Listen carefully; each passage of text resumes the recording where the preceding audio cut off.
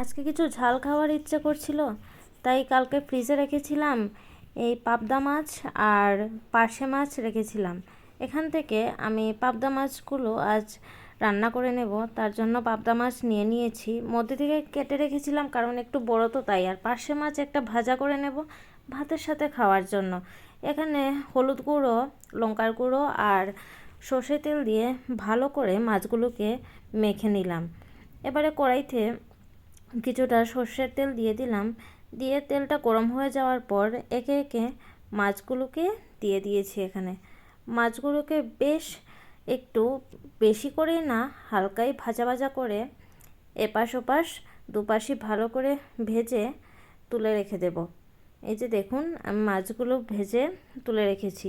এদিকে তার জন্য আমি এখানে টমেটোগুলোকে চপ চপ করে কেটে একটা প্লেটের মধ্যে তুলে রাখলাম।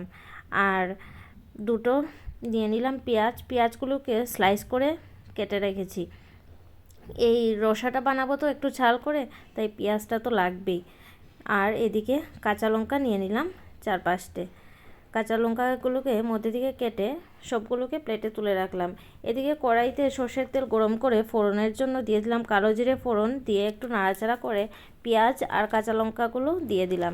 দিয়ে আবারও ভালো করে নাড়াচাড়া করে পেঁয়াজগুলোকে বেশ লালচে করে ভেজে নিতে হবে। আর দিয়ে দিলাম আদা রসুনের পেস্ট অল্প, দিয়ে ভালো করে নাড়াচাড়া করে তার মধ্যে দিয়ে দিলাম এই টমেটোগুলো দিয়ে দিলাম। দিয়ে একটু নাড়াচাড়া করে দিয়ে দিলাম হলুদ গুঁড়ো, লঙ্কার গুঁড়ো, কাশ্মীরি লঙ্কার গুঁড়ো দিয়েছি ঝালের জন্য, জিরে গুঁড়ো আর ধনে গুঁড়ো দিয়ে সামান্য পরিমাণ জল দিয়ে দিলাম যাতে মশলাগুলো পুড়ে না যায়। দিয়ে ভালো করে নাড়াচাড়া করে ঢেকে রেখে দেবো। ঢাকনা তুলে দিয়ে আমি দুবারই দেখেছি যে টমেটোগুলো ছোট করে কাটা, তাই তাড়াতাড়ি সিদ্ধ হয়ে গিয়েছে। এরকম ভালো করে কষিয়ে পরিমাণ মতো জল দিয়ে দিলাম, দিয়ে তার মধ্যে পরিমাণ মতো নুনও দিয়েছি, দিয়ে একটু নাড়াচাড়া করে ঢেকে রেখে দিয়েছি। জলটা ফুটে আসার পর তার মধ্যে ভেজে রাখা পাবদা মাছগুলো দিয়ে দিলাম, দিয়ে আবারও একটু ভালো করে নাড়াচাড়া করে ঢেকে রেখে দেব একটু ফুটে আসার জন্য। দেখুন ঝোলগুলো ফুটে এসেছে আর তেলটাও ছেড়ে দিয়েছে। এবারে তার মধ্যে ধনেপাতা দিয়ে দিলাম, দিয়ে একটু নাড়াচাড়া করে নামিয়ে নিলেই হয়ে যাবে এই মাছ।